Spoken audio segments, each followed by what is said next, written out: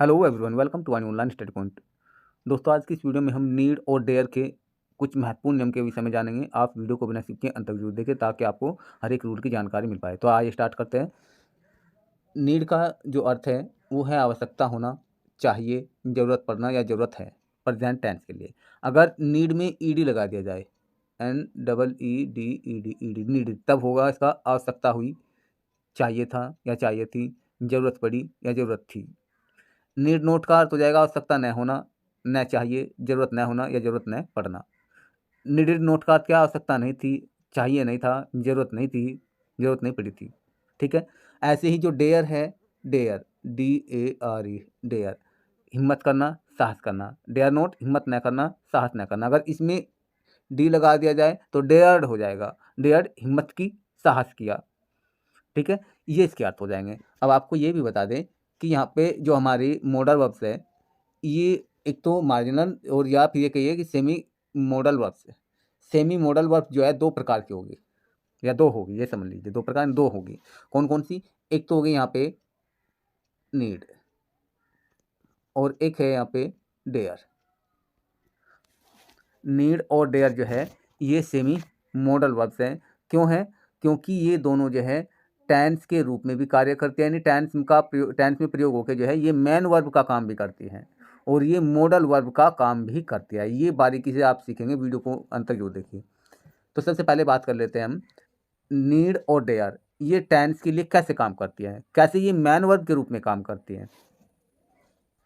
Example देखिए। अब आइए, पहला रूल है यहाँ पे कि आवश्यकता होना या पढ़ना, आवश्यकता होना या आवश्यकता पढ़ना। इसके अर्थ में हम नीड का प्रयोग करेंगे। कहीं का प्रयोग करेंगे? नीड का। और नीड का प्रयोग हम जो है मैन वर्ब के रूप में करेंगे। और कैसे करेंगे? जब किसी कार्य को करने की आवश्यकता हुई हो या किसी कार्य करने की आवश्यकता पड़ी हो या ज़रूरत पड़ी हो किसी भी काम के लिए, या फिर किसी वस्तु की आवश्यकता का होना, किसी भी वस्तु की आवश्यकता का होना या ज़रूरत पड़ना। इन दोनों ही सेंस में जो है हम नीड का प्रयोग करना सीखेंगे। प्रेजेंट टेंस में भी और पास्ट टेंस में। प्रेजेंट टेंस में कैसे करना है और पास्ट टेंस में कैसे करना है, ये सब जानने के लिए अंत तक बने रहिए। अब जैसे एग्जाम्पल है यहाँ दिया हुआ है, उसे मेरी सहायता की आवश्यकता है, या ये कह सकते हैं उसे मेरी सहायता की ज़रूरत है। ये प्रेजेंट टेंस में है। ठीक है। आपने प्रेजेंट इंडेफिनिट टेंस के नियम के विषय में अगर नहीं जाना है तो आप हमारे चैनल की प्लेलिस्ट में जाइए, वहाँ से जो है हमने इस टेंस की और भी जितने टेंस हैं उनकी वीडियो अपलोड की हुई है, वहाँ से आप देख सकते हैं। तो यहाँ सबसे पहले उसे की अंग्रेजी क्या हो जाएगी? ही।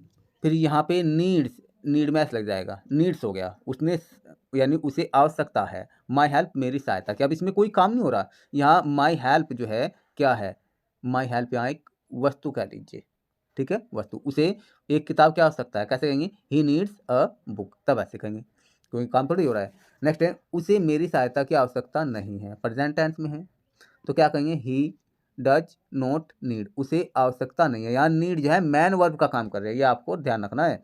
My help, he does not need my help. अगर कहते तुम्हें मेरी सहायता की आवश्यकता नहीं है, तुम्हें मेरी सहायता की जरूरत नहीं है, तो यू आता है, यू के साथ फिर डू हो जाता है, you do not need my help, ऐसे हो जाता। नेक्स्ट है क्या उसे मेरी सहायता की आवश्यकता है, क्या उसे मेरी सहायता की आवश्यकता है। स्टार्टिंग में क्या आ गया? रूल्स के अनुसार, जो प्रेजेंट टेंस का रूल्स है उसके अनुसार स्टार्टिंग में क्या आएगा? डज आएगा, क्योंकि सब्जेक्ट उसे है, उसे की अंग्रेजी क्या हो जाएगी? ही। तो डज ही। फिर आवश्यकता है या आवश्यकता हुई के लिए, आवश्यकता पड़ने के लिए क्या आ जाएगी? Need, first form, my help. Next है उसे मेरी सहायता की आवश्यकता क्यों नहीं है। सबसे पहले क्यों की अंग्रेजी क्या हो जाएगी? वाई।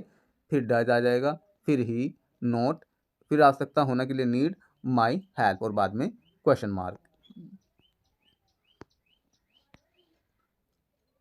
अब से पहले तो वाक्य जो थे ये थे नाउन या किसी भी वस्तु की आवश्यकता के लिए। अब वाक्य है किसी भी काम को करने की आवश्यकता के लिए। कोई भी काम करे जब उसकी आवश्यकता हो तब कैसे बनाएंगे आप? जैसे उसे वहाँ जाने की आवश्यकता है, ये प्रेजेंट टेंस से बनाना है, प्रेजेंट इंडेफिनिट टेंस में, तो उसे क्या हो जाएगी? ही। फिर आवश्यकता है के लिए क्या आ जाएगी? Needs, he needs. फिर इसके बाद में प्रीपोजिशन टू आना है, क्या आना है? प्रीपोजिशन टू आना है, ही नीड्स टू। फिर जाने की फर्स्ट फॉर्म गो, और उसके बाद में आ जाएगा वहाँ की अंग्रेजी देयर, और बाद में फुल स्टॉप।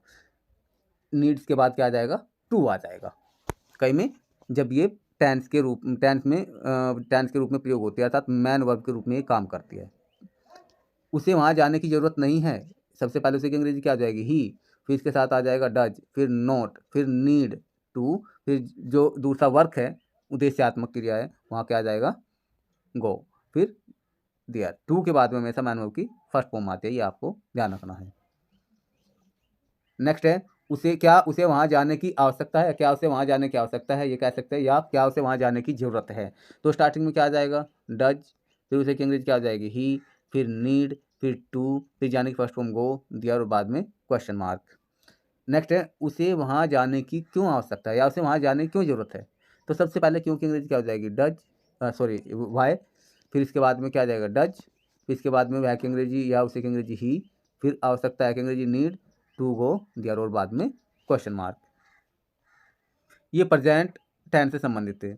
अब आपने देखा प्रेजेंट टेंस से संबंधित जो है वाक्य होते हैं, उनमें सब्जेक्ट के अनुसार जो है मैन वर्ब चेंज होती रहती है और हेल्पिंग वर्ब भी चेंज होती है। तो इसी प्रकार जो है नीड ने प्रेजेंट इंडेफिनिट टेंस के रूल को फॉलो किया है। कहीं नीड का प्रयोग हो रहा है, कहीं इसमें डू आ रहा है इसके साथ, कहीं डज आ रहा है, कहीं नीड्स हो रहा है। ठीक है, ये भी आपको अच्छी तरह से फॉलो करना है रूल। नेक्स्ट है इसमें उन्हें अपना गृह कार्य करने की आवश्यकता थी, उन्हें अपना गृह कार्य करने की आवश्यकता थी। अब ये पास्ट टेंस में यानी पास्ट इंडेफिनिट टेंस से बनाना है, तो उन्हें की अंग्रेजी क्या आ जाएगी? दे, फिर इसके बाद में आवश्यकता थी के लिए क्या आ जाएगा? नीडिड, दे नीडिड, उन्हें आवश्यकता थी, सेकंड फॉर्म हो जाएगा टू डू, करने की, देयर अपना होमवर्क गृह कार्य, क्योंकि दे के साथ अपने की अंग्रेजी देयर आ जाएगी। नेक्स्ट है उन्हें खेलने की आवश्यकता नहीं थी, उन्हें की अंग्रेजी क्या हो जाएगी? दे, फिर इसके साथ देखिए ये पास्ट इंडेफिनिट टेंस में बनेगा, दे के साथ में फिर चाहे सब्जेक्ट कोई भी हो, डिड आएगा। They did not need to play.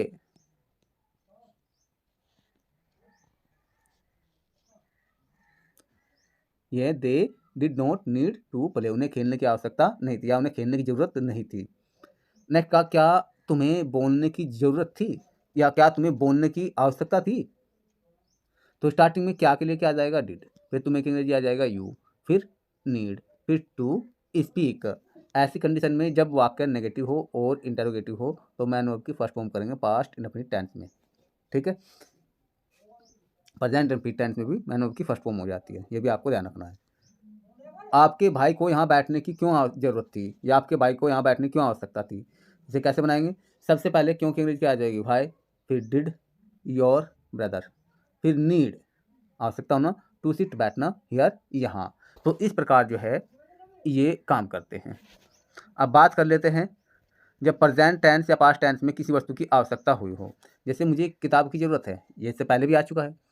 I need a book, मुझे एक किताब की ज़रूरत है या मुझे एक किताब चाहिए, इसके लिए क्या कहेंगे? आई, फिर चाहिए या ज़रूरत है के लिए नीड अ बुक। अगर कह देते हैं मुझे कुछ धन की ज़रूरत है या मुझे कुछ धन चाहिए, तो क्या कहेंगे इसे? यहाँ पे मुझे के लिए क्या हो जाएगा? आई, फिर need some money, I need some money. अगर ये कहते तुम्हें कार चाहिए थी या तुम्हें कार की ज़रूरत थी, तो यहाँ क्या कहेंगे से? सबसे पहले तुम्हें की अंग्रेजी क्या हो जाएगी? यू हो जाएगा, फिर चाहिए थी या ज़रूरत थी के लिए क्या हो जाएगा? नीडिड, यू नीडिड, तुम्हें आवश्यकता थी या तुम्हें चाहिए थी अ कार। यहाँ क्या किसकी बात की जा रही है? वस्तु के रखने की या वस्तु की आवश्यकता की। अब बीते समय की बात की जाएगी, क्या आपको पुस्तक की ज़रूरत है? अब ये कहा कि आपको पुस्तक की ज़रूरत है, तो स्टार्टिंग में क्या आ जाएगा? डू, फिर यू, फिर नीड अ बुक, क्या आपको पुस्तक की ज़रूरत है, क्योंकि प्रेजेंट टेंस में है। अगर कहते क्या उसे किताब की आवश्यकता है या क्या उसे किताब की ज़रूरत है, तो स्टार्टिंग में क्या कहते? डज, फिर उसे के लिए क्या आता है? ही, फिर नीड अ बुक। अब आप देख रहे होंगे यू के साथ डू आ गया, ही के साथ डज आ गया और मैन वर्ब की फर्स्ट फॉर्म है। यानी नीड का जो प्रयोग है टेंस में वाक्य की कर्ता के अनुसार बदल रहा है। ठीक है, तो इसलिए ये सेमी मॉडल वर्ब्स है। ठीक है, नेक्स्ट है उन्हें एक पेन की आवश्यकता थी, उन्हें की अंग्रेजी क्या हो जाएगी? दे, फिर आवश्यकता थी क्या हो जाएगी? नीडेड अ पेन, उन्हें एक पेन की आवश्यकता थी।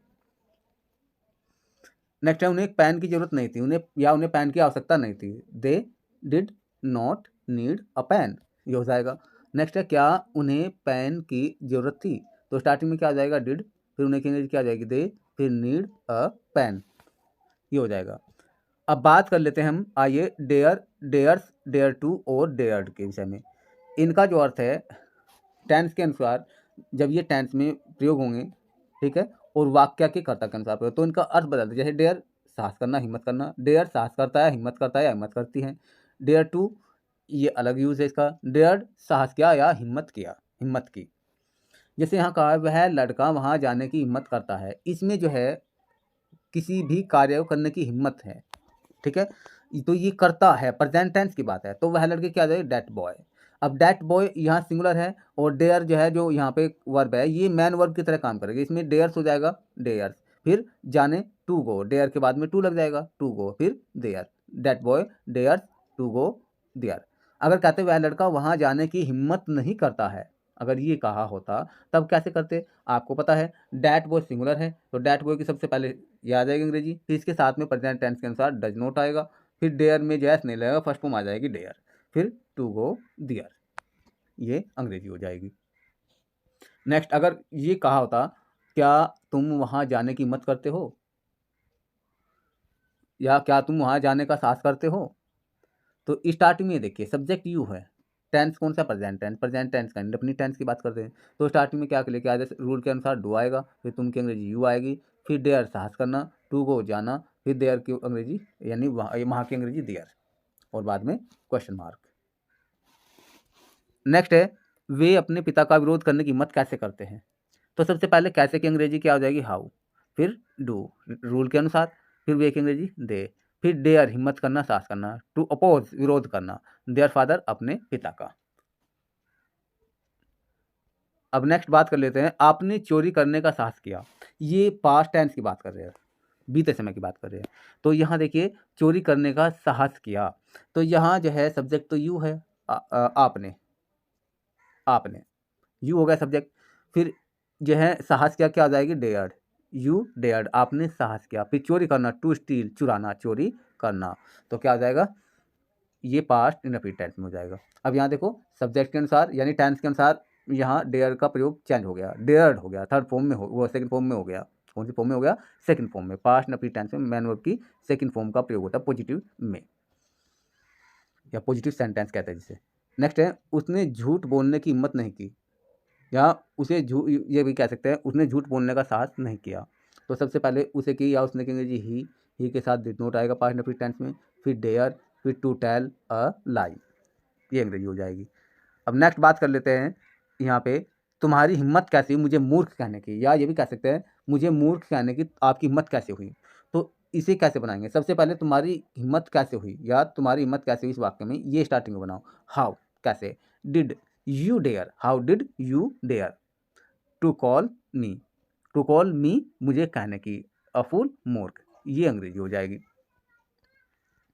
नेक्स्ट है मोहन ने उन्हें पीटने की हिम्मत कैसे की, मोहन ने उन्हें पीटने की हिम्मत कैसे की, सबसे पहले कैसे की अंग्रेजी क्या होगी, हाउ, फिर डिड मोहन, फिर हिम्मत करने की अंग्रेजी first form dare, to beat उन्हें की अंग्रेजी हो जाएगी दैम, और बाद में क्वेश्चन मार्क। तो ये है पार्ट 1 में नीड, नीड्स, नीड नॉट, या dare, dares, dare to, need to के कुछ इंपॉर्टेंट रूल्स, जब ये जो है टेंस में मैन वर्ब के रूप में काम करते हैं। नेक्स्ट वीडियो में हम बताएंगे कि ये जब मॉडल वर्ब के रूप में काम करेंगे तब इनमें स्ट्रक्चर कैसे रहेगी वाक्य बनाने के। तो वीडियो को अंत तक देखने के लिए आपका बहुत बहुत धन्यवाद। फिर मिलते हैं नए वीडियो में नए कंटेंट के साथ। जय हिंद।